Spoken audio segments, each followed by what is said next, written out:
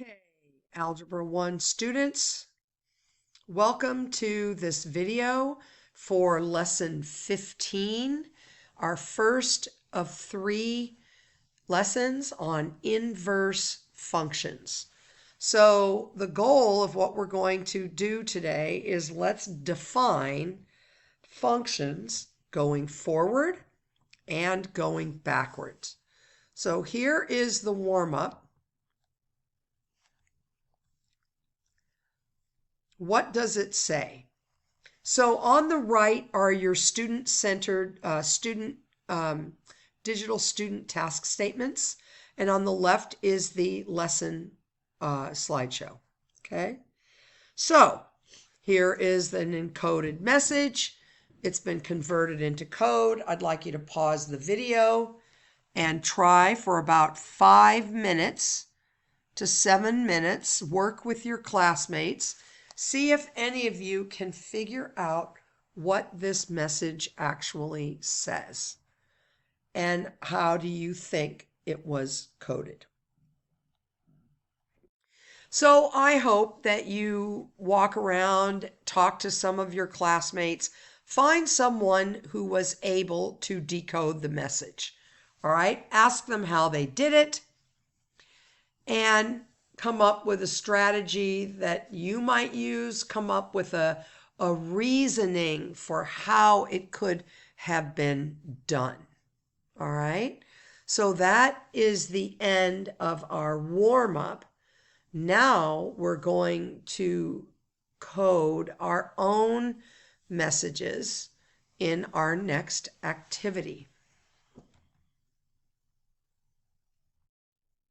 So here's kind of an explanation right here on screen 5 of the lesson slideshow.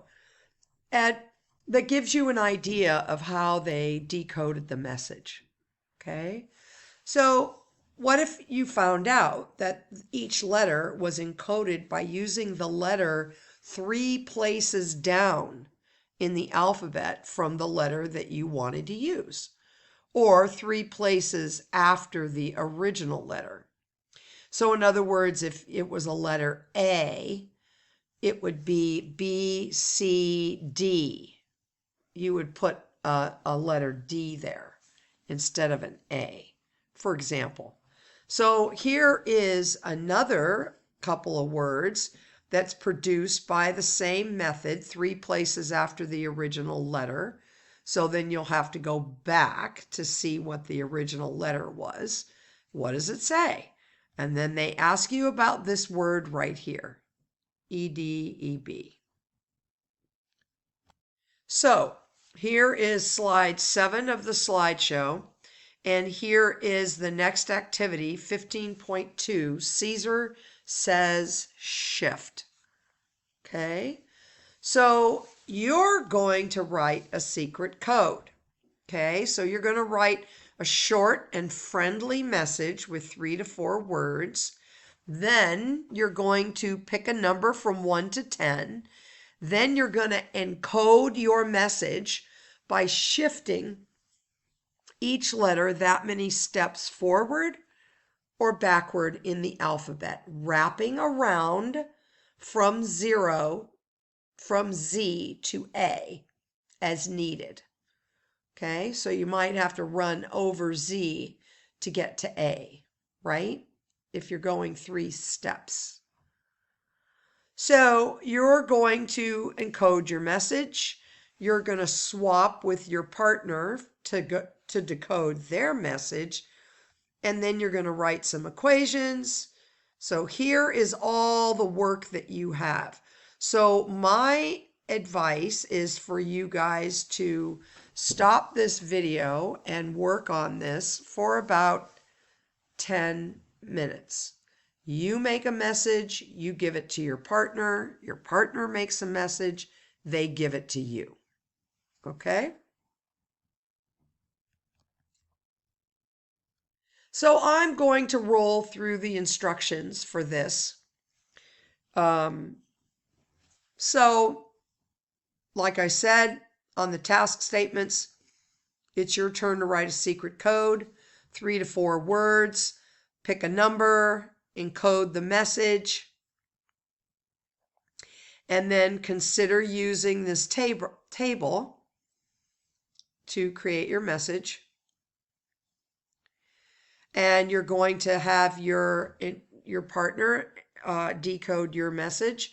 You're going to try to decode your partner's message. So now we're going to move on to the next part of the activity. Now you're going to write a couple of equations. You're going to talk about how we encoded these messages in terms of an equation itself. So M and C each represent the position number of a letter in the alphabet. M represents the letters in the original message, and C, the letters in your secret code. Okay, complete the table. Here it is. And then use M and C to write an equation that could be used to, code your message. Okay.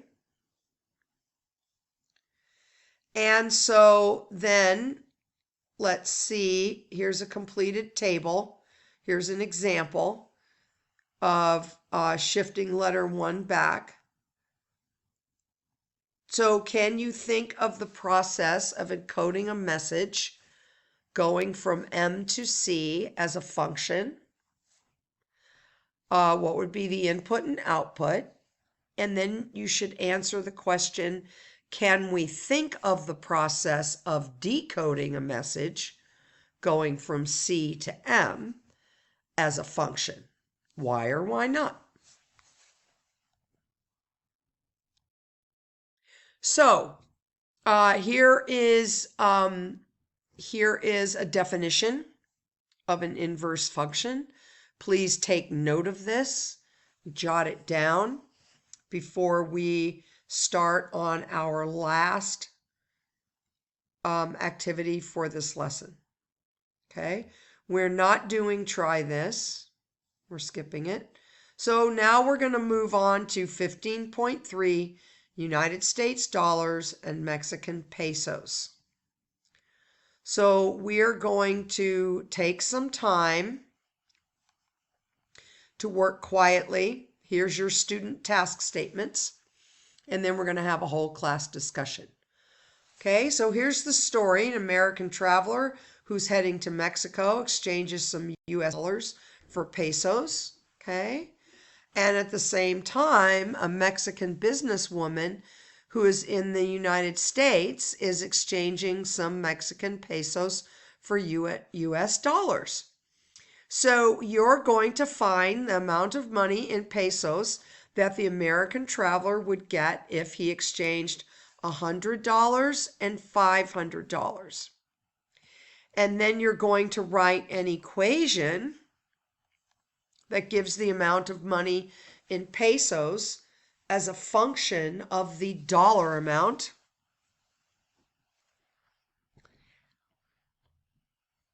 And then you're going to do the same thing in the other direction for the Mexican businesswoman. Okay, please make sure that you pause this video and engage with all of these questions. Okay, so to finish up this first video, here are the synthesis pages for the student task statements, where they give you a very simple idea of a function and they ask you to reverse it. Okay?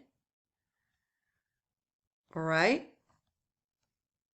And here is a slightly different example for the lesson synthesis for the slideshow.